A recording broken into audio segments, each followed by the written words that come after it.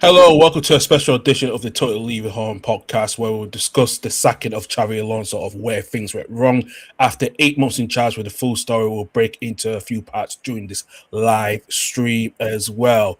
So yes, we'll discuss what happened at Real Madrid as well, and yeah, unfortunately with everything. So let's say good morning to Stefan. Stefan, good morning to you.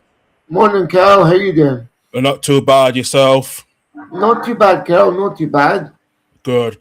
Let's discuss what happened on Monday night. Xabi Alonso was sacked from Real Madrid after being 8 months in charge. After what's been happening the last few months as well, but after Sunday's 3-2 defeat in the Supercopa de España final against Barcelona, followed a 5-1 success against Real Betis, and also. The image of Alonso, I'm faulty embracing briefly during a podium was scenes were loaded with drama, but from what but what's been happening the last couple of months, we will discuss in breaking parts. We'll discuss with the situation, what led to blows, of how Vini Jr. and a dramatic outburst was intermission turning point, alongside with the split between Madrid players who support Alonso, who did not. And look at the power of Perez, of Perez's ultimate power as well, with the tensions as well between Alonso and Perez, and where next for Real Madrid, who do they go at a point in the summer, and where does Xabi Alonso go? So we'll all break it down into a couple of parts as well. So Stefan, let's start off with the full story of what the Athletic brought up from both the correspondents for Real Madrid, my Mario Contega and Gomero Rai. They told the inside story with everything through anonymous sources as well. Let's go back to September the 26th when actually Alonso and Real Madrid were looking very high at the time. They beat Barcelona El Clasico, and then in the second of the minute of the game, with Madrid leading at the time, Vinicius Jr. was substituted, and we saw on pictures that he reacted angrily, and he went straight down to the tunnel. He shouted to Alonso, "Always me. I'm leaving the team. It's better I leave. If I leave, I'm leaving." And that was captured by broadcaster as well. And when Alonso was hired in Ancelotti's replacement May. He was trying to impose more discipline, but there was just so much indiscipline with certain things happening as well. What Alonso wanted when the new coach said they wanted more pressing, tactical instruction, more privacy, and better punctuality. Restriction access to team sessions and match the draft to all of the leaks to the media. But the signs there was a bit discontent, but the players were upset. They found a little freedom. And was this the bad timing from Alonso taking the job? I don't suppose you could ever say it's bad timing to look for new opportunities and take a job. But as I said to you fair, with the success he had with Bayer Leverkusen in Germany, winning the 2 trophies, winning the double effectively, obviously that talks, and it's brought suitors to look at his pedigree and look at his CV. Now, Real Madrid comes calling. Are you really going to turn down a club with the stature, the history, the funds, the money that Real Madrid can provide? Because if you look at it on a global stage, Bayer Leverkusen are very, very big in Germany. But when it comes to the global world football market, not so much compared to your likes of your Barcelona, your Real Madrid, your PSG, your Man City, your Liverpool, not so much. So if Real Madrid comes calling, of course your head's going to turn. Of course you're going to be very attracted by the players and the coaches that you have working there. So why wouldn't you take the job, to be honest? Yeah. Yeah. Why wouldn't you want to test yourself in the higher echelons of the footballing world? Yeah, I agree. I agree with that as well. I'm just looking at the players who was unconvinced with Alonso's football ideas, and there were the big names we know was Vinny Jr., but two names came in was Jude Bellingham and Federico Valverde. Were Yeah. much the players unconvinced by Alonso, and the players that did support him, such as Mbappe, Tulan Meni, Adegura, Dani Ceballos, and Asensio. But the sector attention was definitely Vinicius Junior with his outburst as well, which led it was his top. He's in his going into his last 8 months of his contract at this moment where the talks was supposed to be renewed talks of his contract, but it has since that incident. And do you think, even though Vinicius did apologize to to apologize at the training ground with the teammates, but it just feels like, for what on his social media, he did not mention Alonso by name, and he's on the subject of it. So that just sounds like there was something not right, and especially Madrid did not find Vinny Jr. But I think at the time, it looks like Alonso was losing the dressing room for what the Athletic said. I mean, it's no secret that the Real Madrid dressing room over the last few months, right up until Alonso got sacked or relieved of his duties, if you want to give it a posher term, by Alonso Perez and the rest of the Real Madrid hierarchy. It's no secret that the dressing room was very divided. And at the point where Vinicius Jr. came out with his comments, was it just a heat of the moment outburst from Vinicius Jr.?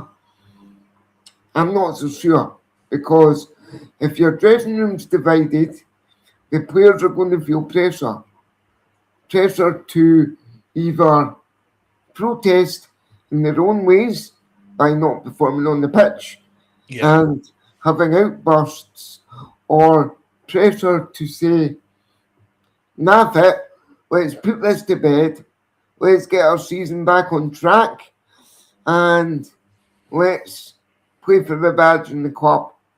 Now, it's quite clear that we've chosen the first route to protest and sort of dig in with our heels and not want to play like a Real Madrid team of old would play on the pitch. And it's caused unbelievable tension for the players and manager, and obviously dressing room etiquette. And I think that Vinicius Jr.'s comments was just him reacting because he feels frustrated by what's going on at the club. Yeah. He's maybe not being heard by the management and obviously the hierarchy, Alonso Perez. And he's acting out because he maybe feels that he's got no other alternative but to do so. Yeah, it seems like that. And during that period after the issue, what happened and stuff, they, after the 1st of November, beat Valencia 4-0. At the end of the weekend, there were 5 points ahead of Barcelona, and then things just deteriorated on and off the pitch, and then they only won just twice. They lost to Liverpool in the Champions League. Celta Vigo, they went down to 9 men in that game in the Liga. They drew up Rayo Vallecano, Elche, and Genoa, and they all had 2 wins was against Olympiacos in the Champions League and Athletic Bilbao, but it was due to the negative raw play as well. And And I think that time against the Olympiacos game when they should have won comfortably, but they won 4-3 in Athens. It just there was just so much issues going on. So let's just get our good other co-host as well. Saying let's good morning to Reese. Reese, good morning to you. How you doing? Morning, Reese. Morning, lads. We'll get you on the mic soon as well. So as you just get yourself. Yep. Sorry. Hello. Sorry. It is. Yeah. It was on the red light. Sorry, red light. Green. My fault. Hello, lads. Morning, everybody. Morning. And morning to everyone as well. Please for messaging. Please hit the subscribe button as well. We have 140 subscribers. We're only 2 away as well. So fresh off the laundry. So yeah, absolutely. Reese, we were just talking about the first part of the situation with Alonso get sacked was the fallout with the players. And mainly also the discipline as well, with the structure as well. Yeah. If you take with the players that was against Valverde, Jude Bellingham, and mainly the sense of the attention Vinicius Junior, they did not look like the style what Alonso brought in, and also there was the structure of keeping things inside and more restricted. Do you think that really costs his job as well, as we'll discuss the other parts shortly as well? Oh yeah, massively. I think the whole issue with Real Madrid is it's not about. Well, Steve McManaman said it best years ago. Like Real Madrid, you have to win. You have to win playing exciting football, and you have to win trophies. And that's an English player. He's not even a Madrista, but he won 2 Champions Leagues with the club. He won the league. Mm-hmm. But he knows the high standards of the club, and that's an Englishman telling you how it works at Real Madrid, which is absolutely funny. I think when you look at it in a nutshell, there was more to it than Alonso getting the boot in this way. I think Alonso was told, either you win the Supercopa or you leave on your own, otherwise we're going to sack you. I think Alonso's realised, actually, you know what, I'm leaving on my own power. I actually tried to set the team up to win. If you watch I watched the game, it was shit. Inter Milan versus Napoli was so much better. You watch that game, and they're very much avoidable goals. They're easily avoidable, but it's Hansi Flick in a final. He doesn't know what the word defeat means in a cup final or any capacity. So I think it didn't matter how you could have prime Ronaldo, prime Bale, prime Benzema in that team managed by Alonso. It doesn't matter. Hansi Flick still wins that cup final. Like, he just knows how to win finals. So I think there's elements to that are really strong. I think in general, Real Madrid are chaotic regardless. You have Mbappe on one side, like supporting the manager. Vinicius Junior's got the backing of Florentino Perez. I think it says a lot, really, that it's player power that still dominates Real Madrid. That's why Zidane's no longer there. No surprise, I said it in the chat. Zidane and Ancelotti, I disagree with this. Because look at Ancelotti. Ancelotti's arguably the greatest manager that ever lived, apart from the likes of Sir Alex Ferguson, some other people that people have in high regards, like Bob Paisley too. You look at in a nutshell, Ancelotti's time, the Madrid players were rebelling against him too. Like, plain and simple, they were riding high, thinking it was easy. Zidane as well, they were bolting on him. Like, even he was like, I'm seeing this. Like, I'm seeing the writing on the wall here. Like, these players are scumbags. And he was like, fuck this, I'm out. Like, ale. Like, he was. Me that after a short time of a manager being in charge over a period of months, the players don't like the manager's playing style or the way he coaches the club, so they rebel against him and they get him sacked. And I do agree with Crystal about the Guard of Honor, though. Like, I'm sorry, but if I'm the manager of a big football club, I don't give a fuck who you are. I am not giving you a Guard of Honor. Like, imagine being the Man United manager and you're up against Liverpool and they've just won the league painfully. But I have to use that as an example. Man United have just seen Liverpool win the league, and we play them next as like a league game, and we've got to give them a Guard of Honor at Old Trafford. I'd be telling my players to turn your backs to them. Don't fucking acknowledge them. Yeah, I reckon you should get the Man U job, these bars and other stuff. Wait, it's why I got It's why I lost respect for Arsene Wenger many years ago when he gave the Guard of Honor to Man United and Van Persie. There was I remember that so well. I'm thinking that's like there was no need, and then Celtic gave Guards of Honor to Rangers. I'm like, fuck off. And then they tried to get Rangers to give a Guard of Honor, and they were like, no. They have actually. Yeah. I know they have, but they tried. They were like, no, and eventually Rangers were like, okay, but they're like, no. You should never give a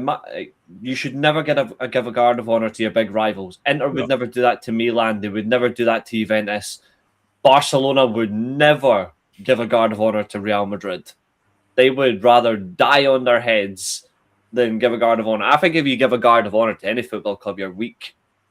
I really do. I think unless if it's a rival club, then don't do it. If it's like a random club that you have no affiliation to, like if Leeds gave a Guard of Honor to say Leeds gave a Guard of Honor to Southampton, for example.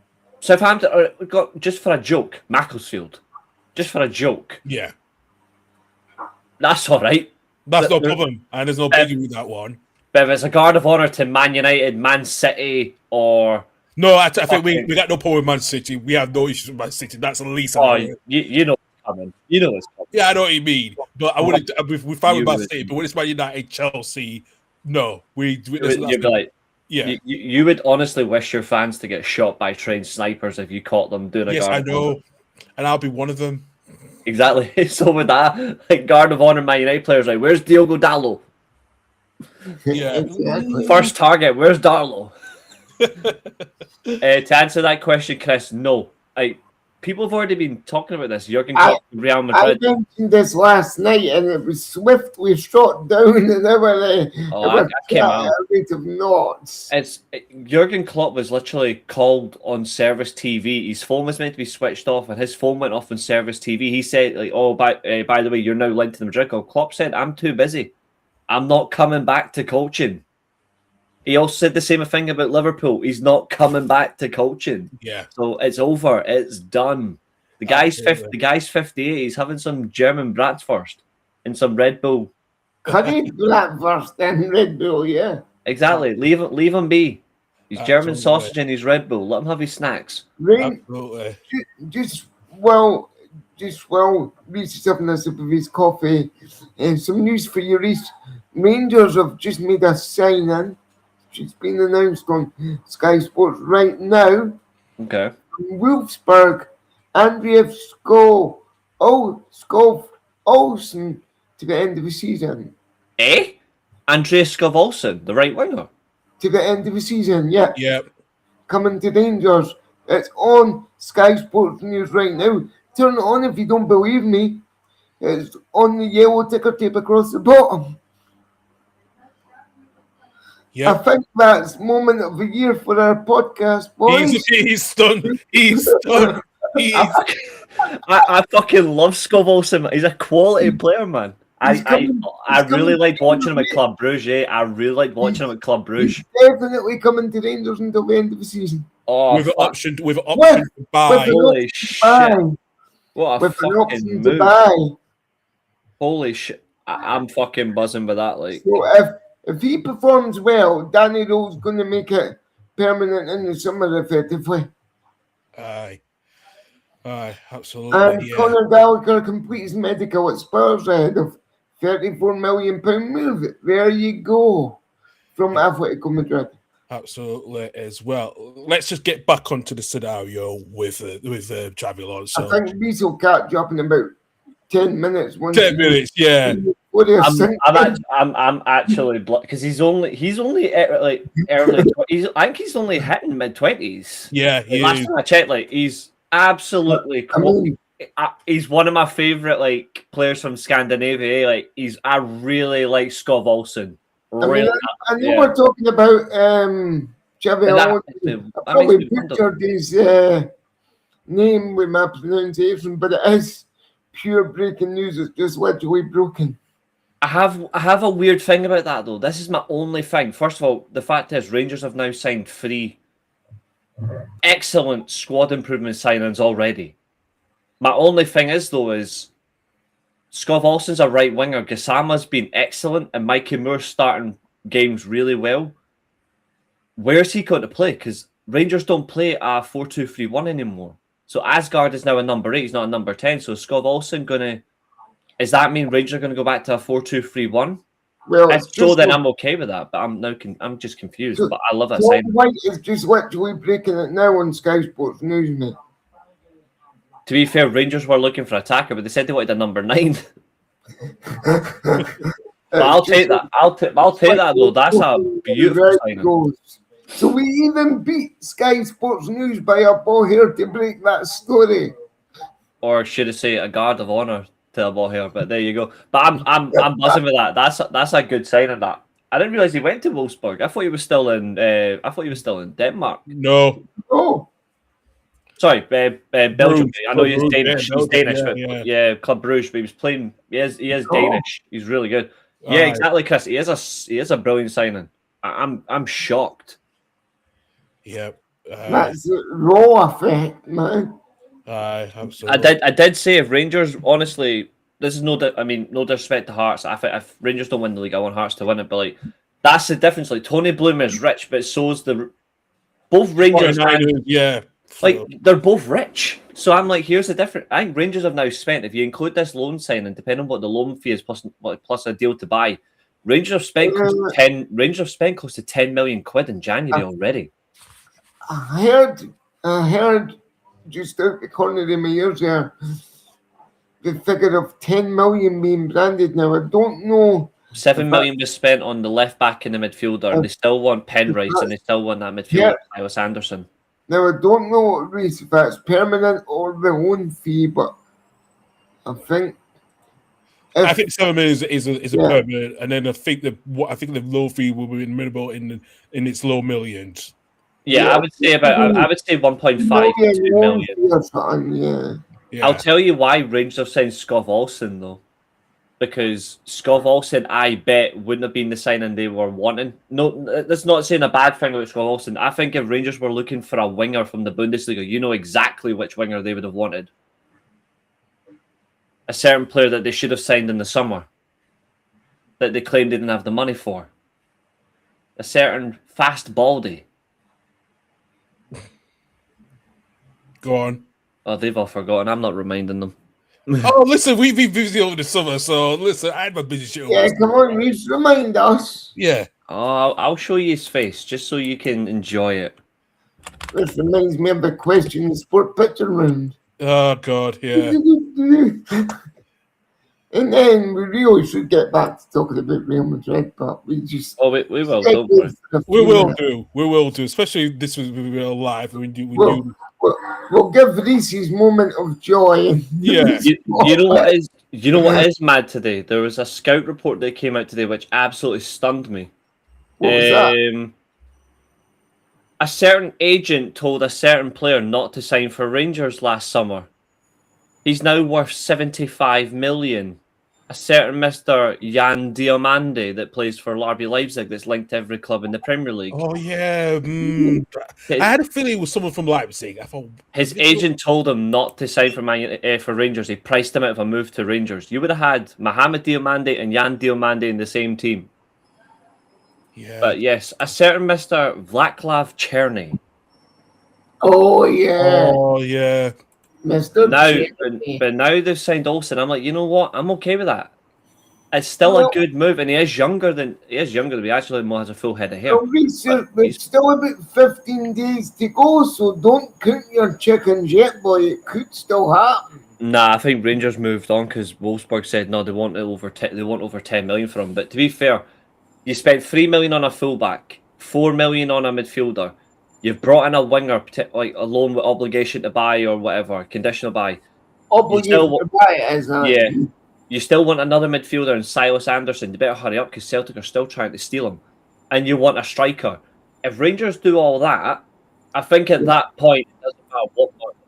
I tell you what I'm going to do. Once this uploads to YouTube, I'm going to watch it back. I'm going to put it to the bit where I break the story just to see your face hit the floor. I've got a clip editor, so I will just clip it out. I've got a mother monitor beside me anyway, so Yeah, look, that should be the thumbnail shot. Boom. thumbnail shot. the main man frozen in surprise. Yeah, absolutely. Yeah. Well, yeah. As we could now could come off of that, we just get back to. There we go. 6 minutes 44 seconds. Yeah. Happy days, but I'll take that. That's already better news than Michael Carrick as the Man United interim manager. Oh, Absolutely. Right. Anyway, back to the fiasco that is Real Madrid. Yes, absolutely. where are we? I know where we are. That's why I'm the whole time I just keep in check where I was. So let's go back to what happened, especially at the moment and a half with Madrid was having a 5-point lead over Barcelona and went to try about 4-point deficit. The board did have discussions on Alonso's future with Abelola. Abelola was emerged as a potential replacement. In May, he was promoted from the Madrid's under-19s to the reserve side in the 30 with Castilla. Both Alonso and stuff were aware of the landscape. The number he was rarely mentioned was Zinedine Zidane, but after what happened there, there was no contact made at the time. He, spoke he decided to one day manage France, which is going to happen. But this is when the news came after the Celta Vigo fiasco. The rumors will start to intensify. That's again ahead of the game against Man City in the Champions League, where there were 7 players out injured. And the situation was if Madrid didn't win, his job was on the line. And like I said, there were at the time. The situation brought back with last year's fitness problems. At the time, there was internal tensions between Ancelotti and his staff and the physical trainer, Antonio Pintos, who was a figure favored by Florentino Perez. Mm-hmm. And Alonso sidelined him, relegated from his daily involvement as well. So there was so much infighting going on. But as I said, Alonso was given a greater say by Alonso than Ancelotti did last summer.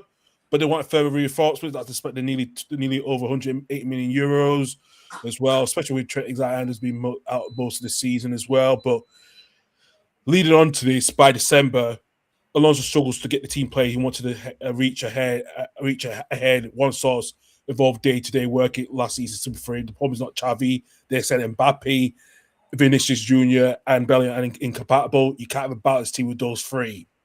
But there was a mixture of fans. Some of the Madrid fans had a mixture of both sides, and the one from somehow had a degree of sympathy. Some didn't, but the take on this, I think he pointed out a source close to Alonso. Coach pointed out the extreme difficult coaching players with such big egos, and the second source said Madrid did not have a team interested in the training. So it just shows that it was so much disinterest, and motivation, and it was a team of individuals. Yeah, I think there's so much to that, but carry on, Stefan. I'll go after. I was just going to say it's really quite sad to see one of the world's top football clubs from over the years and back in the day, even still now, we're the top club in world football. But it's sad to see every few months when you get a manager in, say about 8-9 months in charge, it's just sad to see the fall from grace basically for Real Madrid, with the players acting out in the way they are to get their way, to get the managers sacked or relieved of their duties, and then you're back at square one. All over again. It just seems like it's a vicious circle at the moment for Real Madrid. Oh shit! All right, never mind that. No, I was just having a look at something. It's because they signed them for 12 million quid. I was like, please tell me Rangers did not spend 12 million. But no, Rangers will only have to spend around 7 to 8, maybe 9 million max. But now here's interest. Because Rangers have signed Olsen. Because Rangers signed Olsen, they think Wolfsburg might move for Daitzen Maeda. But there's a fair point here on this article here that I'm reading. It's on ibroxnews.com. They're saying, well, the question is, what now happens to Oliver Antman? He now has competition for his position. Yeah, easy. And let's be honest, when Ant-Man and the Wasp came into Rangers, I'm using the Marvel reference there, I didn't think he was the greatest player ever in football. I seen his first couple of touches and I thought, surely Rangers, and I'm digressing again because we're digressing off topic, but surely Rangers could buy or even get a loan of a better quality player than Oliver Antman. And it just goes to show with the right man in charge, and I know it's only very, very early days into the row your boat regime, but with the right man in charge, it seems to be working at Rangers. Players are wanting to come to the club again, and it's going to shake up Scottish football for the rest. Which kind of keeps on track with Real Madrid, because when you look at Real Madrid in general, and this is my biggest concern with Real Madrid, the amount of, obviously Real Madrid have crazy. That is true. Real Madrid have crazy standards. We know that. Yeah, very crazy. They move really quickly from manager to manager, and it really. There's so many problems. I think the longest serving manager in the last in the last 10 years, I think, someone can fact check me on this, but I'm pretty sure the longest serving manager Real Madrid was Zidane, 2.5 seasons. Let me have a look at that. Give me a second. Just while I was checking, between 2010, obviously after Mourinho. Like post Mourinho, I'm pretty sure the longest serving manager. Yeah, definitely. Yeah, it's Zidane. Yeah, Zidane's the longest serving manager with this one. I thought so, but he won't go back from January 2016 to May 2018 when he won the three-peat. Yeah, the three-peat, and came back again from March 2019 to May 2021 when he just won 2 trophies. It kind of seems to me that you know who has been the longest? It's actually been Carlo Ancelotti. Ooh. His second spell. His second spell's longer. Yeah, from June 2021 to end of May last year. Wow. I thought he was only in the job for 2 years. No, he's been there longer. Yeah. I still think they'll regret letting him go, but even then, he'll be happy that he's no longer there now. Because to be honest, I would hate to work with Jude Bellingham. And you said something about Raul still there. Raul left in the last year season because he got overlooked for the job before the appointed Xabi Alonso. Yeah. All right. Okay. And I remember something that Guillaume Balaguer was saying something on BT 85 Live a few weeks ago, and he caught up with Raul at some event. He said no, he wants to be at a big project. He wants to do something big. So he's looking at a good, decent managerial job across Europe. He wants something that is a long-term project. And I've always lived Raul. Real Madrid would have been when he was in charge of the Castilla, the Castilla. But because he left, because they got overlooked, that's why Arbeloa replaced it. Yeah. Which replaced it. Right. So that's why Arbeloa's straight in. All right. Okay. I thought Raul was still in charge of the Castilla team, but here's the thing. Raul in this way, I've always liked Raul. He was one of my favorite players growing up as a striker from across that area. He's basically just confirmed he will never be the Real Madrid manager because he's already said the one buzzword that Real Madrid doesn't tolerate. He said project. Exactly. That's why he said. That's why when he said to Guillaume Balaguer, he wants a project. What like Uma Emery's doing at Aston Villa. Yeah. He wants that. He wants something.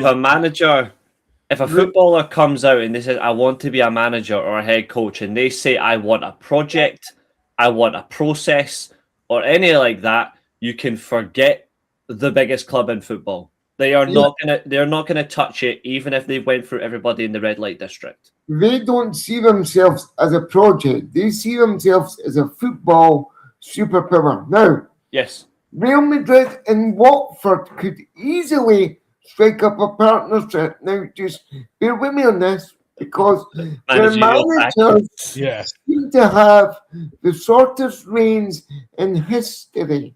Now, Watford are owned by Italians, as we know.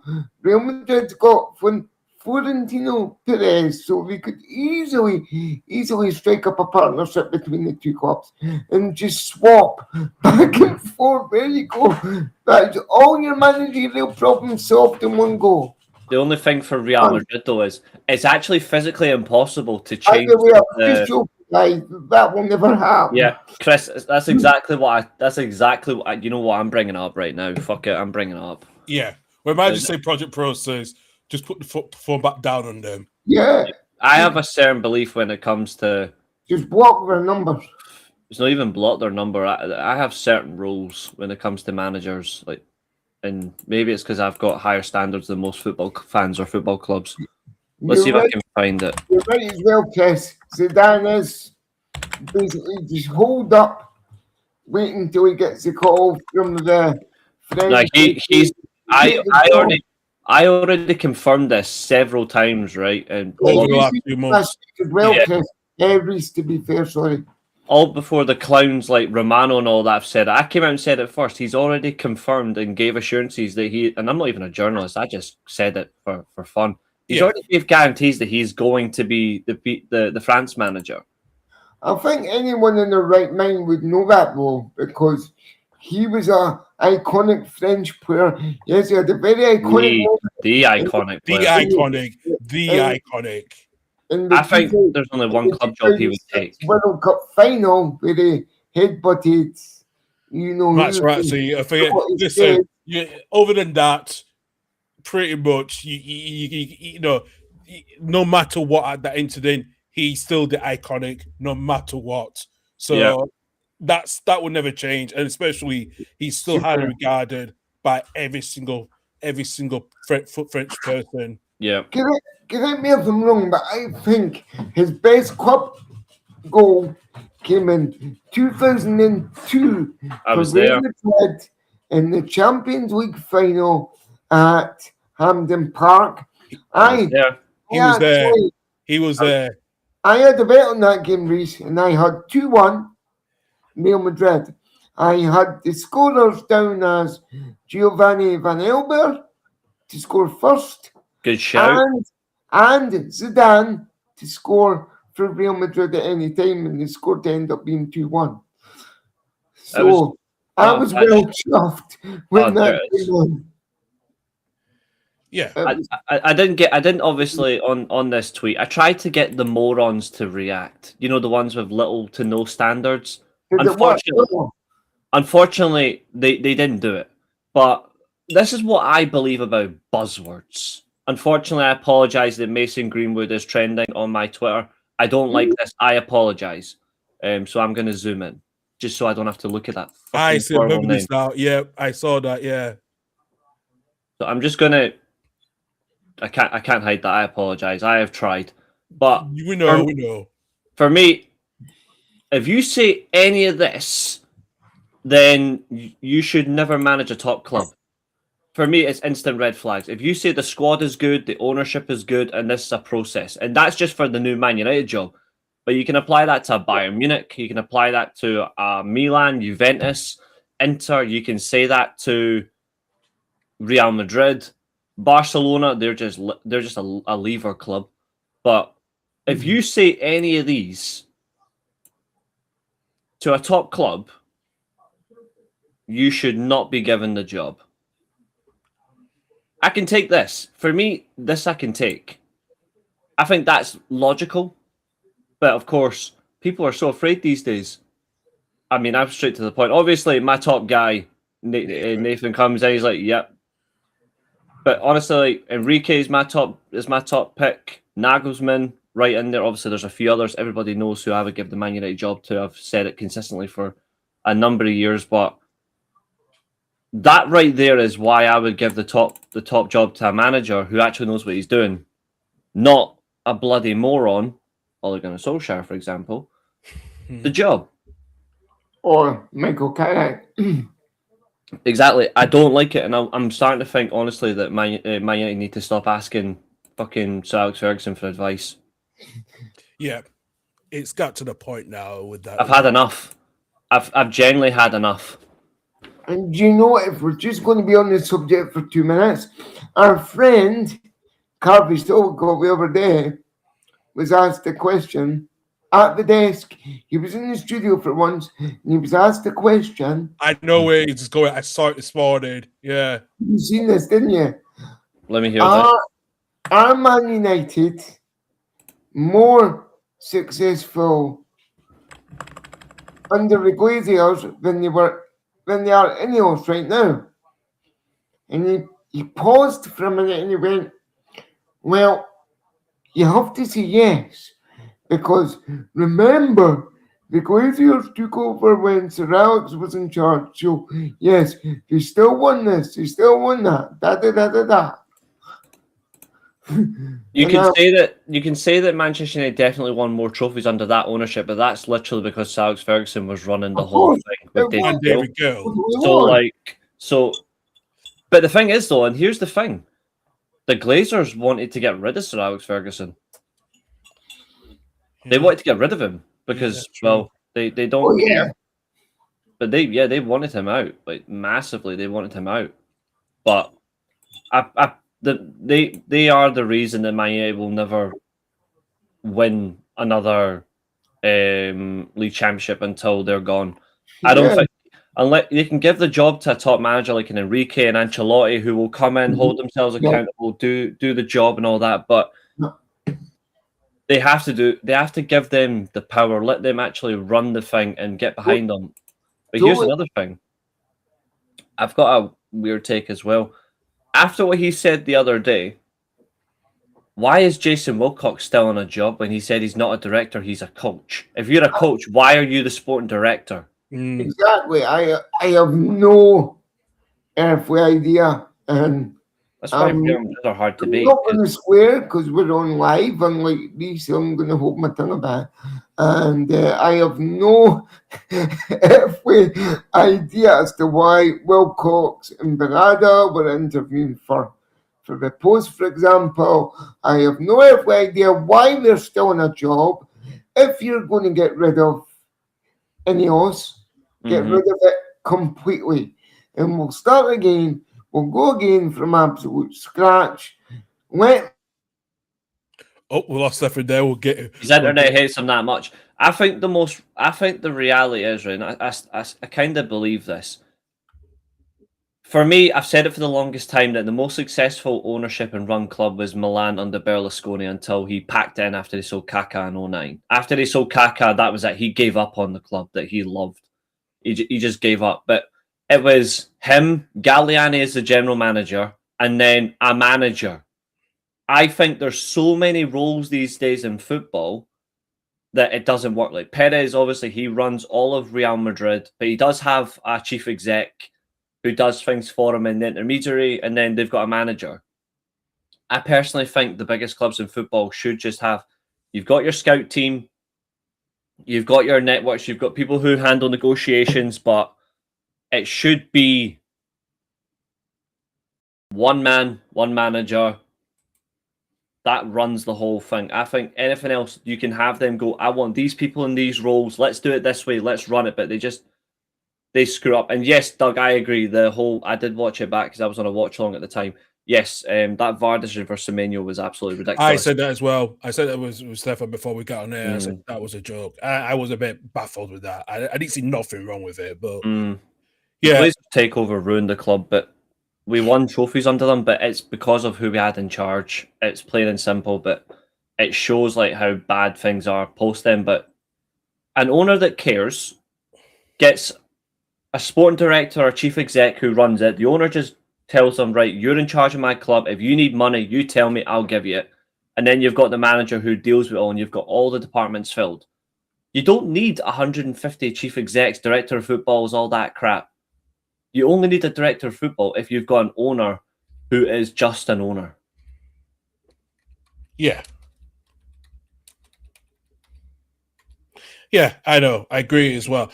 And looking at, listen, I think there's been, in what's been going on in Madrid, they are very puzzled with like skepticism of appointing of our Abalola appointment. We don't know how long his contract's for, and it's a huge risk, a really premature risk, where it could I end. believe it's end of the season. Yeah, but it's still open to extend his contract if things, as Mm. well. So, Doug, yes, He's got a Fiorentina, isn't he? he's going to Fiorentina. So he's gone from relegation contendership to another relegation contender club. At least Jack Harrison's got a standard. Well, so this is going to be a loan obligation to buy. So yeah. So, but we did need to get the wages off the books anyway, and so, at least I'll do that one for you today. I promise not to. I think that's I think Stefan's internet, because I saw his internet was dipping in and out. Yeah, that's what I thought as well. So I'm going to add him back in. So. He's the 5 bars bounced to 0, and it went back on. So I think it was the connection, but it was a connection. Yeah. At least today, respectfully, I'm not going to say a certain manager to Leeds. I'm just going to say one player goes from a relegation fighting club to another. That's the standard. Yeah, that I agree. Yeah, no, I think for a while he wasn't very much. He was not looked as much. I think he wasn't played as much, and we could see this was going to happen. So no matter what, it was going to happen. This, he was gonna walk. He was gonna leave at some point because he was going into his last year of his contract, I think. So that's why I think we need to get him off the wage, because I think he's one of the few highest earners at the club. But before we bought the additions and something, he was one of the high earners in the club as well. So yeah, Stefan, you're back. Yeah, I think your connection went down. That's what happened. So yeah, but as I was saying, Stefan, me and Reece were discussing. Abel's appointment has been met with so much skepticism by the Real Madrid fans. Mm-hmm. Is this a big unnecessary premature risk of appointing someone like him who's only just not been managing, lacks a glittering managerial CV? Yes, for somebody like Real Madrid, yes. But as I said to you off cam before we started this morning, the lure of Real Madrid comes along, your head is going to be turned. You will want to challenge yourself, but ultimately, at the end of the day, if he doesn't get off to a flying start, if he doesn't get off to an all guns blazing start, I think Reece's connection has gone down. Right? No, it's because I think it's because I was because the camera was off. I think Talk Studio is actually quite weirdly clever. If you're off camera for a certain bit of time, I think it automatically removes you from the studio. Yeah. Which, to be fair, is a good thing, because that does get rid of people who just don't care about your content. Exactly. But as I was saying, the word of Real Madrid comes to call him, but if he doesn't get off to a flying start, if he loses to 2 or even 3 games, he's going to be in trouble. And then 5-6 months later, we're going to be back at square one. We're going to see those white handkerchiefs fight with ultras. Sorry. We're going to be back at square one, and let's just say there's going to be a lot of Kleenex and Charmin Ultra used as white handkerchiefs here because, I apologise, Doug and Chris. I couldn't help myself. Yeah, of course you couldn't help yourself. I've seen it, so... Yeah, you won 4-1, but... No, it's because I said I, for one, think Slot stays now, so I used the that's what he meant. I, for one, thinks, yeah, I knew what he meant, yeah. I will say, though, I agree, what Chris said there about City absolutely tearing Exeter apart, but oops, Reece is now... Liverpool should be smacking teams like Barnsley, like that level of scoreline. Like, they should be... Yeah, I mean, but that's a great point by Doug as well. You've got to be impeccable at Real Madrid. Exactly. Yeah. And if you're not impeccable, ultimately, at the end of the day, 2 things are going to happen. The players are going to revolt like we have done with Xabi Alonso, and you're going to lose your job guaranteed. Yes. Now, after that, where do you go? I would just take some time off to reevaluate your career and pick a move that is going to be right for you. Yeah, Oh yeah, very much. I think he ends up if Liverpool make a change in the summer. I think Oh Alonso yeah, to go of for. course. Now, That's what I was. Yeah, that's what I was going to go on. If Alonso does go to Liverpool, and that's a big if, because if Slot does it, like I said, the Premier League's. Oh, gents, other big news. okay. I don't mean to interrupt. £27 million loan to buy deal. Daniel Malin to Roma. Yeah, I have. That was I think he's discussed. replacing. I think he's replacing Evan Ferguson because, like I said on last week's show, they've gave up on him because he's crap. No, So what does he do? Go back to Brighton, because Brighton said they don't want him back. So where does he go? Yep. I reckon Evan Ferguson would be a good fit for either a Championship team in England or a Premier League team in Scotland, the likes of your Aberdeens, your Dundee Uniteds. Aberdeen would not afford him, not on his 100 mil for Ferguson, exactly. Remember, yeah, that was that hashtag. That was everyone was talking about that laugh.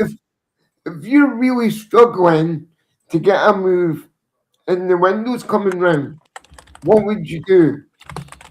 Wait for somebody to buy it or take a loan move to get minutes on the football pitch, especially with everything international that's coming up this season as well.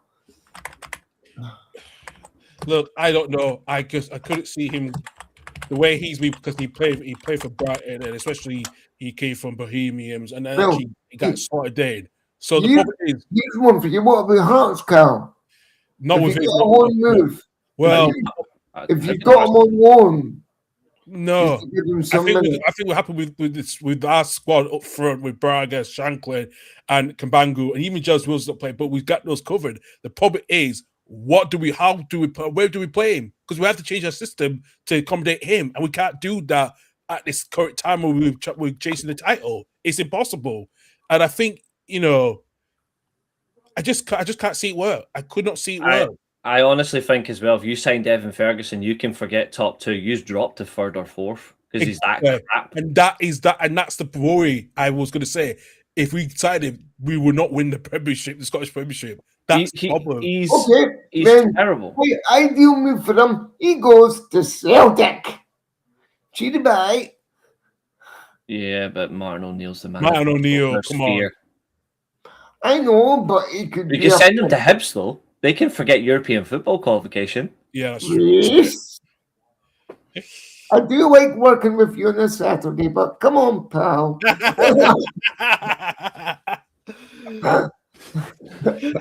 See, yeah. I think if we keep playing the way we're playing, we can forget European football altogether this season. Yeah. I think Evan Ferguson, there's a lot of overhype on him, and I think, yeah, I see. Wow, wouldn't even be good enough for Strand Ra. I mean, I'll go one further. After my dad left Hibs because he got injured when he was playing for Hibs with Kenny Miller back many years ago. There's a memory for you, Stefan, when you actually had Kenny Miller. My dad used to play along. I know Kenny's mum very, very well. My dad used to play alongside him. My dad went to Stenhousemuir, and that's when his professional career ended. So he got bad injuries. So Evan Ferguson still wouldn't even be good enough for Stenhousemuir. Yeah, and nobody even watches them anymore. Oh. All joking aside, guys. Oh, I'm not joking. He's not joking. He's not joke. I only joke when it matters. Here's a joke. No. What I mean okay. Here's a joke. The end. But I think Evan Ferguson, in all seriousness, will be scrambling around for a move on deadline day. He'll be scrambling. Guaranteed. He'll be a deadline day scrambler. I think the problem with Evan Ferguson is, see all that overhype, he really allowed it to get to him. Because I never rated him. I'll be honest, I never rated him at Brighton anyway. But you actually saw he was doing relatively decent. He was scoring a wee bit of goals. Then it's like, oh yeah, Evan Ferguson, 100 million, Manchester United. And I'm like, no. It wouldn't surprise me. It would not surprise me if he went to somewhere like Marseille or something to link up with the Xabi. You see, he's just walked away when you said Marseille. He doesn't like Marseille. Well, I know he doesn't, but he'll be back. I know he'll be back, of course. Actually, do you know what? I think it's either Doug said something there. Either Chicken is impeccable. Yeah. Son of a bitch. With Doug. Yeah. But Guys, I fucking hate Marseille. the way he is, as soon as he said that, I'm like, yeah, he's walking away from this. I can see it. I must depart for a few seconds. Fucking Marseille. I used to love Marseille stuff until they signed Green. For me, it's just the cheating scumbags in 1993. Still, not, even though that's why yeah, we know. But then Greenwood added to it. I used to love that particular French club, just so he doesn't walk away too. That's the hate rivalry, Doug. Fucking hell. But, yeah, next week actually. Champions League. Lightning strike on both teams by any chance? Is that okay? Aubameyang seen Ferguson walk through the door. Aubameyang would just instantly go, right, where's Gabon? Let's go back to Gabon. Yeah. Or you'll probably go, can I transfer to Lyon, please? Well, yeah, exactly. It's just, with Abelona's move, the manager, this transfer window, this January, I think will be more remembered for the managers that have been sacked rather than the players moving clubs. Yep. Yeah, absolutely. Doug, yes, I will be. I mean, I'm doing a watch along on my channel for something else, but I will keep on the background because as much as I would like Morocco to win, I need Masraoui back at the football club, so I'm actually hoping Morocco lose. Yeah. I'm backing Morocco all the way, actually. I think they will win it, but it depends on... I think Senegal, if Senegal get to the final, it doesn't matter what Morocco does, I think Senegal will win the whole thing. We are FD. Yeah. Yeah. Listen, I just think with what's Madrid, it's an intense club. It's a win now only. You don't. Is it just you? It doesn't seem like it's just an interim appointment to the end of the season. It almost like it screams we've just signed a skinnier Rafael Benitez past his prime. Except Arbeloa has never had a managerial prime yet. Like this screams he's going to be so defensively unorganized, but Real Madrid will look so turgid and boring. You know, he's going to probably play Kylian Mbappe as a fucking wing back. Oh God, yeah. I mean, he won't, but you just know for a laugh. He'll tell him, "We need you to try it back and play at times. We need you to play at wing back and then carry the ball upfield," which Mbappe can't do anyway. His ball carrying has been awful for quite a while. Yeah, it has been since he moved to Madrid. It has been quite awful. But if Arbeloa wants to show he's got authority, he has to play Rodrigo over Vinicius Jr. I don't care if that hurts Vinicius Jr.'s feelings. Madrid I can't see it happening. I think he will still pick. I think will still pick his favourite. He will pick Vinny over Rodrigo. Yeah, even though we've seen that Real Madrid are not as good a team with Vinny Jr. in the team as they are with Rodrigo in the team. Yeah, absolutely. Listen, I would say if Arbeloa is not the right man, who is going to be the right man for Madrid in the summer? Because that's going to be the big question of the managerial who's going to be. You've got what happens with England? That's different. Thomas Tuchel's holiday until the World Cup. Do you see him butting heads with Florentino Perez because he had an issue at Chelsea with the new ownership? I think when you look at it in a nutshell, I think it'll come down to a few managers depending on how the likes of Man City or Man United move in the summer. I think if Man United are clever and they go for either a Tuchel or preferably a Luis Enrique, or God forbid they get Nagelsmann at the Germany job, I think they're the top three that they should go for. I think the same thing for Real Madrid is those three they should look at. I think for Real Madrid in a nutshell, they need to look at themselves and go, what do we want? But Perez has to actually back his manager. I know he spends, but he actually needs to back his manager over these players because they continue to hide them out. There is a weird thing though, like Mourinho does have a get out of Benfica clause if the Portugal job comes around. It'd be crazy if Perez goes back to Mourinho. He's still a Mourinho fan. Yeah.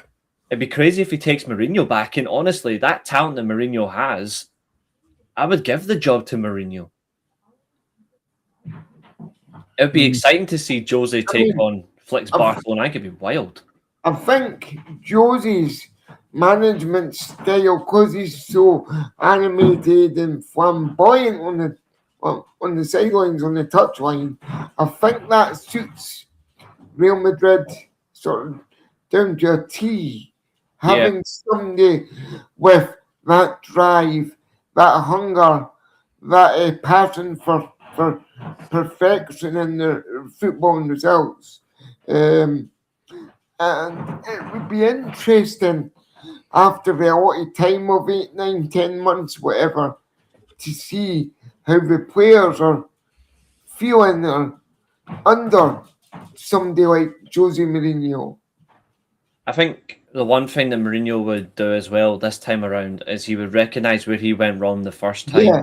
And He would, mistake, aye. Yeah, I think obviously there's certain players obviously that he felt he turned against them. They're no longer in that squad. So I feel like it's a whole new fresh batch of players. It's a whole new it's a whole new squad. It's still the same man in charge. I actually think it would be a good thing because I think the one thing he would love to do before he retires, I think he would love one last crack at winning another Champions League. Yeah. Or La Liga.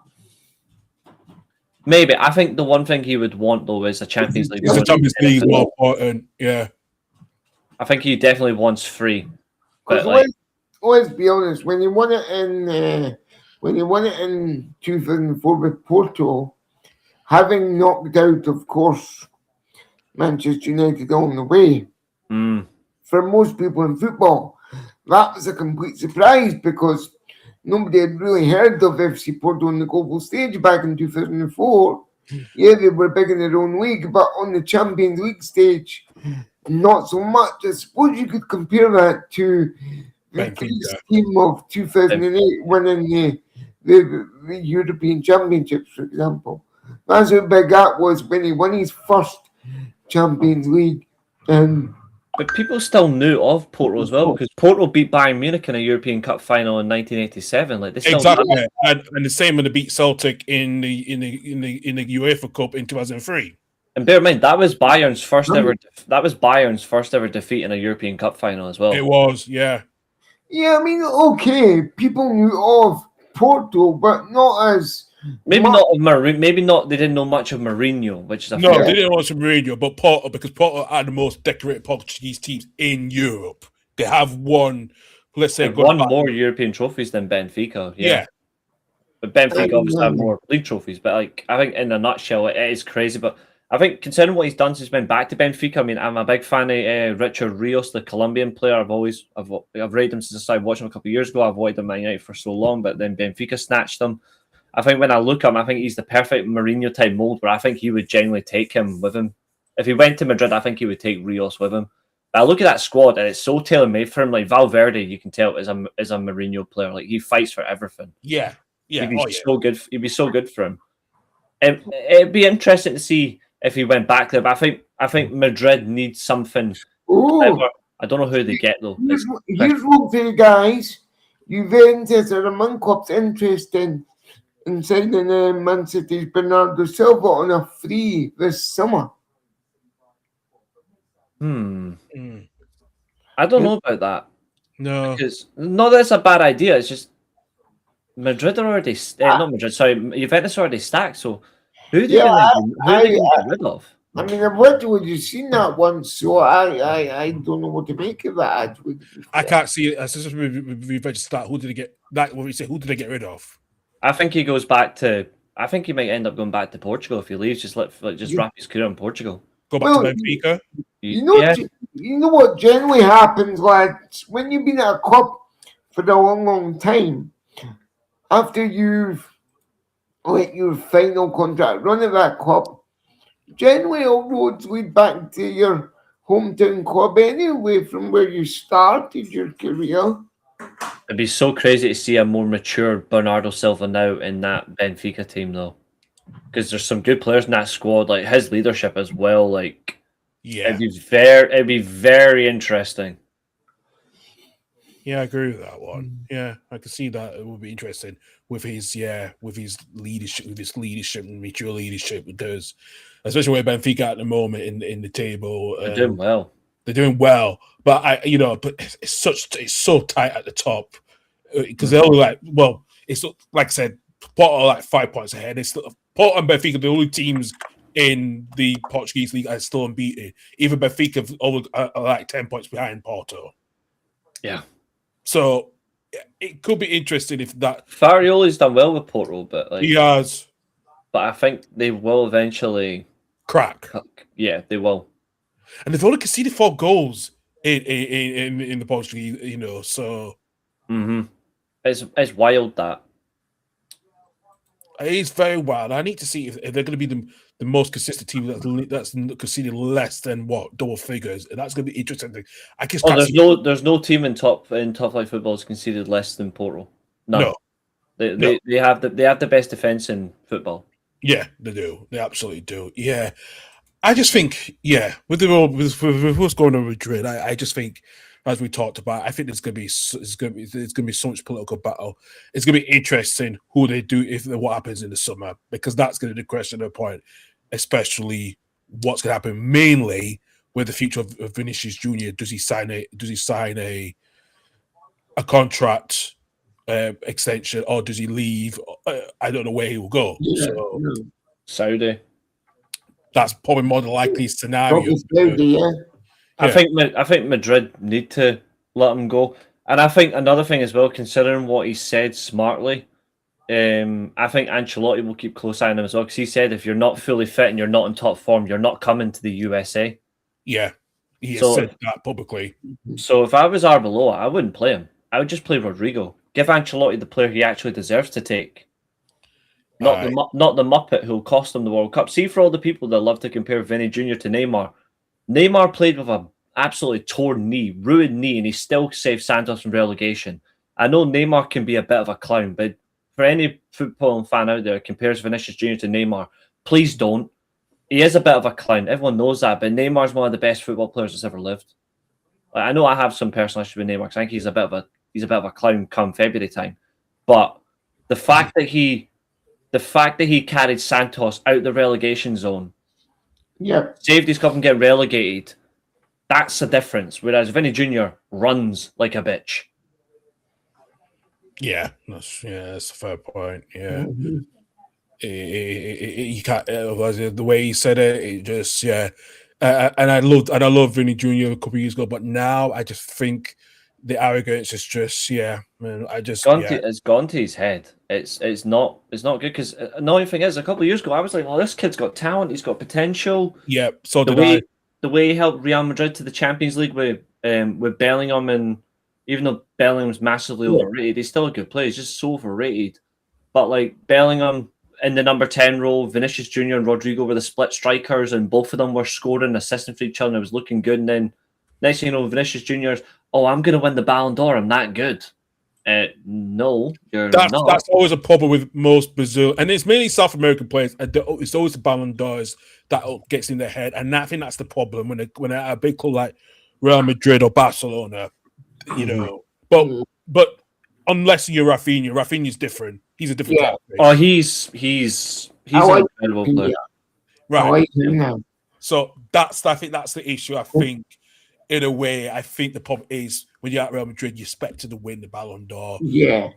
And I think and it gets all in their head. Expected to win pretty much everything if you're at a club like Real Madrid.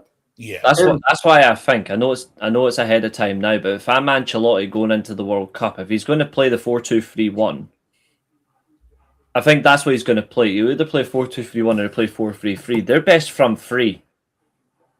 Ooh, he's scoring goals for fun in his own league. I think Caio Jorge doesn't start for Brazil, unfortunately. I think Cunha or Richarlison will be their main striker, even though Caio Jorge's been scoring goals. Even though I think he does kind of deserve to start. I think Rodrigo and Rafinha should be the starting wingers for Brazil at the World Cup. Yeah. Maybe Cunha in a 10 role if he plays a 4-2-3-1. I think I would start Kyle Horne up front. The fact he doesn't want to leave, he went back to Brazil after playing in Italy. He's like, no, I want to go back to Brazil. I want to do well back home. Yeah. That's what Brazil need to do. They need to find ways to prevent their top stars leaving before the age of 26, 27. Because Cafu echoed my statement the other day. He said in an interview as well, he's saying we're letting our players go to Europe so young, so early that we're not actually improving our league. No, that's true. He's right with what he said. That's why I like Felipe Luis. He's trying to keep his Brazilian players intact. He wants to bring Paqueta back to Brazil. I think that's going to happen. I think that's going to be a done deal by. That'd be such a good move. Yeah. I think after what happened with the ban, with the betting stuff and all that shit, I think he needs to go back to Brazil. Yeah. Oh, Jorginho feeding him footballs. Here's one for you, Cal. Hearts have agreed to sign Ugandan forward Rogers Moto. We spoke about this last on Saturday, and I think I knew we were going to get him not in this window. We were going to wait till the summer because I think that's when we'll, So it's not surprised we got him now. We got him for the summer, which is a good deal. So I think. Yeah, listen, I think because he's done well. He's done well. Okay, North Macedonia is a low with their leagues different, but maybe what we do under the James Analytics, we find the good gems, and I think that could work. So we will see when it comes in the summer, especially if we do get into Europe. Then we're going to need the squad depth as well. So. And then that's vital for us as well, the squad depth. I think that's what we're going to need throughout the summer because I think McInnes is not going to finish off, even though in the league. I think he wants to improve that squad so much. So, so we'll wait and see. Like I said, the title race is still on. I know with Matt O'Neill coming back as well, and Daniel, yeah. I mean, I know Tony Bloom's giving you 10 million investment, but I think if you win the league, I think he was going to up it. I think he needs to up it now, personally. He is, yeah. I think Hearts have got a chance, but the fact is, Rangers' new owners have decided, you know what? If we Danny Rowe's come in, he's accumulated 35 points since he's taken the job.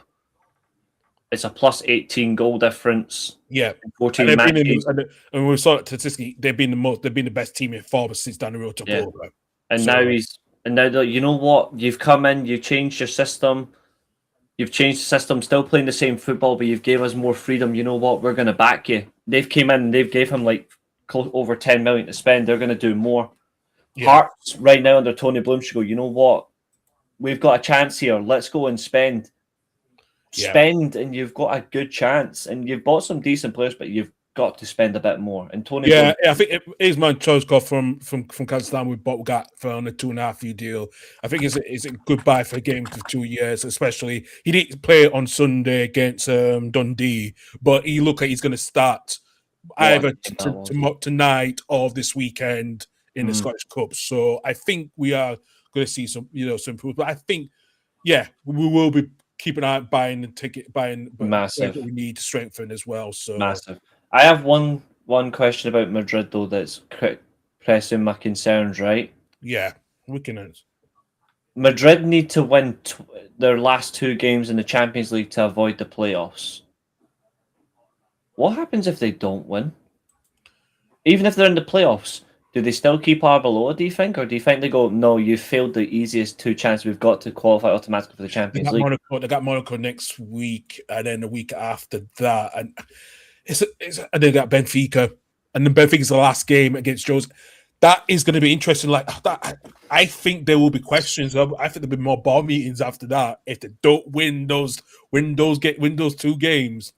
Because like I said, let's look at where the league phases at the moment, where they are. They need to win both, I'm pretty sure, to get automatic. They do. They have to win both because they're on 12 points, and Dortmund, Spurs, and West Ham, Chelsea are not too far behind them. And Barcelona is not far as well. So at Liverpool has only 11 points per head, but goal difference. Madrid's goal difference is +6. The other teams around them who've got the most goal difference is Newcastle at +7, and Chelsea behind him +5, 6, 5, and well Spurs and Tottenham on +6. There's a chance that if they don't win those 2 games, there's going to be a problem with playing in the playoffs because they went for that's going to be a huge worry for them. Yeah, because I mean PSG won the Champions League through the playoffs, but PSG were prepared for it. I don't think Madrid are. No, Madrid So are not prepared that's the difference. But I look at Real Madrid in a nutshell, and I'm thinking, well, if they do not, bear in mind as well, and this is the funny thing, Monaco looks strong in the Champions League. They've not been particularly great in Europe, but they've now got strong. But they've now got Pogba back. They've got a decent midfield. They've got a good attack. Yeah, I think Monaco will really scare them. The Benfica game will be very intriguing. Benfica game will be interesting because Benfica are just a point off the knockout phase playoffs, but they can still qualify because I just worry about Copenhagen's goal deficit because there is such worse, and I think Copenhagen and so Benfica, Paphos, and USG can still qualify. I think Benfica are going to do it. I think Benfica will win their next game. Will do it. I really do, but I worry about Real Madrid. I think if they don't, I think they will get into the knockout players, and I think it won't be surprised to get someone like a Juventus or Bayer Leverkusen, or even Napoli, where I think they will struggle. I think the one team they wouldn't want there is Juventus. I mean, I know Juventus had a bad start under Spalletti, but they have recovered a little bit. I don't think it'll last, but Juventus are looking good at the moment. They're now up to 3rd in Serie A. Napoli, they had a decent win a decent draw the other night against Inter, but they could have won the game. But I think in a nutshell, there's a lot there. I think the one they wouldn't want is Juventus. Bayer Leverkusen, it's a doddle. I don't think Madrid would have any problems there. At least the easiest game there is definitely Leverkusen. The hardest is Juventus. Yeah, I agree as well. Actually, I think that's going to be the toughest part. If Napoli does qualify, I think they will struggle against Napoli, against Conte. I just think going to Naples, it's going to be intense for them, and I think they will struggle. I think that's a good question. Is if Abelard does not get those wins, he's already impressed. Because I just see Barcelona can just win that title now, and it wouldn't be surprised me because with where they are in the Liga, Villarreal only 4 points behind them. And look what Villarreal has just done. They've just done in the transfer window. They got Kenneth Taylor. Are you telling me that there's a chance that Villarreal could finish above Real Madrid this season? There's a huge chance, and they could. They're consistent, Villarreal, and not to mention as well, you've still got Atletico in there fit and firing as well. Yeah, and Atletico and Villarreal are very, very tough teams in La Liga. And I like Diego Simeone.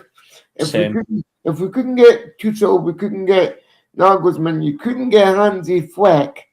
The 4th choice surely has to be Diego Simeone. I would love to see him in the Old Trafford dugout. I generally think Man United fans would cry, like apart from fans who just want to win. Sorry, can I tell you go to Lazio? Sorry, when I said Villarreal for I got that wrong. So yeah, can I say go to Lazio? I always thought, but Villarreal have got a very good squad, and I think they almost had Taylor, but then Lazio got in the last second. Yeah, but I think Villarreal have got a very good squad, and I think the signings they made, I think with Santiago Munir from Atletico Madrid, was a good deal because they bought him, so yeah, and also Rafa Marin from Napoli as well, who I think is another good deal as well. The one deal they did get was actually, even though he scored 5 goals in 17 games, is Tranya Buchanan, who's the Canadian striker, who's actually, after being on loan for them, he's settled in quite decently as well. So they got the squad there, and it's just kind of, and they've been consistent so well because they've been in 3rd place since match day 5. So Atletico have been trading 2nd and 4th all season, which has been funny. I think there's a lot in there, in manner of it, but I do. I do think it's either of those teams that can really catch Madrid. I think even though Villarreal will be so consistent, there's bigger game players at Atletico than there are Villarreal. I'm the same. I would like to see Atletico win the Champions League. I think Simeone is one of two managers, in my opinion, that deserves the Champions League. The others, Max Allegri. But I look at Simeone. He's won everything at Madrid.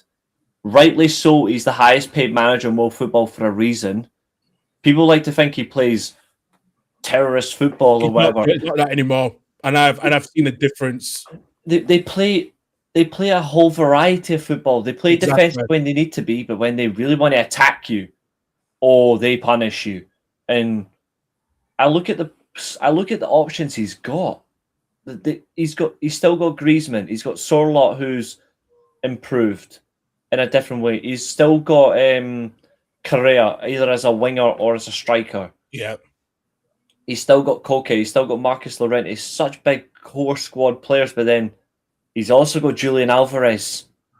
They have got an incredible team. Whether they play a back three or they back to Simeone's traditional 4-4-2, this is a guy who actually adapts to his situation, and he's so good at it that he makes it successful.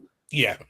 And I'm like, I think the only reason people slate him is purely because they think he just plays defensive football. No, he fucking wins. He freaking wins, man. He's the most consistent manager to play in La Liga that's not a Real Madrid or Barcelona manager. 2 league titles, 2 Europa Leagues.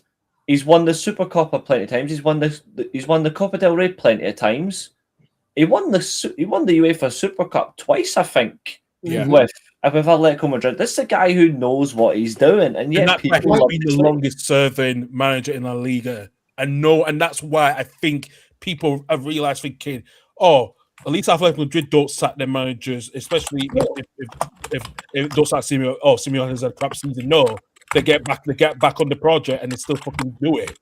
I think if we had to get fourth choice Simeone as manager, I think he would eclipse Sir Alex Ferguson's win rate of just over 68%. He would eclipse it. His win rate would be high. If he was to come into the Premier League, not just with Man United, but with any club that could afford him, and he liked the job, if he was to come in, he'd have the highest win rate of all the managers in the Premier League. Now, the thing for me is like Simeone. He's always been high on my wish list, and then Gary Neville said, I want Simeone to get the Man United job, and then Gary Neville ruined it for me. He ruined the dream.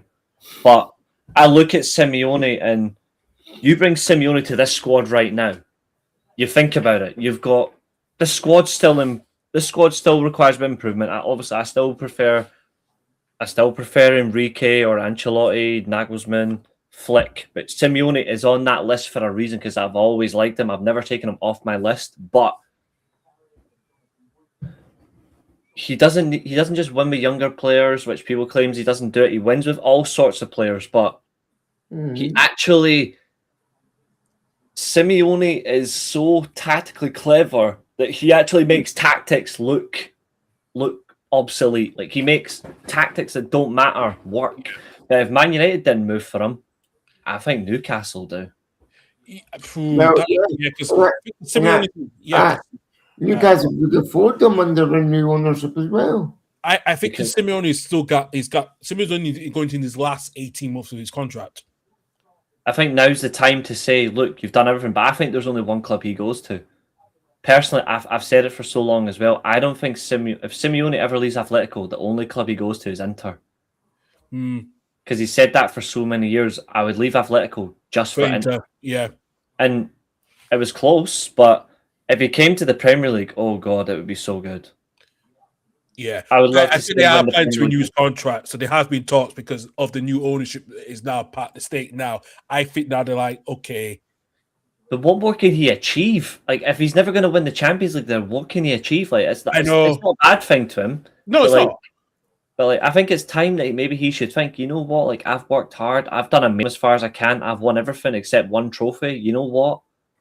I'm going to go to another league and I'm just going to dominate. Yeah. him in the Premier League would be an absolute nightmare if you're against him. But if he's your manager, you're celebrating. Mm. Except Arsenal, they don't like there is television. one former player is now working under the wing of him, and I don't know if he will ever become Atletico Madrid manager after him. Is the El Nino, Fernando Torres, because he's part of the B team. He's now the Atletico Madrid B team. So what do they do? Yeah, you was so good about Simeone as well. He's 55. He's 56 in April, like 2 weeks after my 29th. So there's a good thing. Maybe I should phone him up. But like I look at him and I'm like, he's been the Atletico Madrid manager since 2011. Yeah, he had 3 managerial jobs in 2011. I'm not kidding. He was at Catania Racing Club and then Atletico. There, bang, we want you. And he was like, all right, I'm coming. But he's played so many varieties of systems. Like he's so tactical. The only system I've never seen him use though is a 4-3-3. But he uses 4-4-2, 3-5-2, 4-2-3-1, 4-1-4-1. Like he's so good.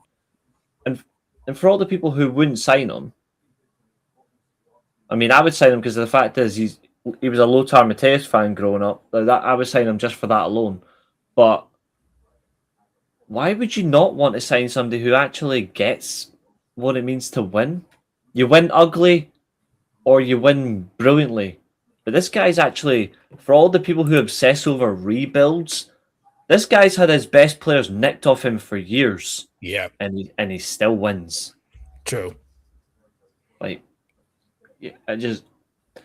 you would either you only obsess with good, beautiful football and you don't want to win, Arsenal fans, or you just don't like the fact that he can win differently. He can win ugly or he can win beautifully, and he still wins trophies.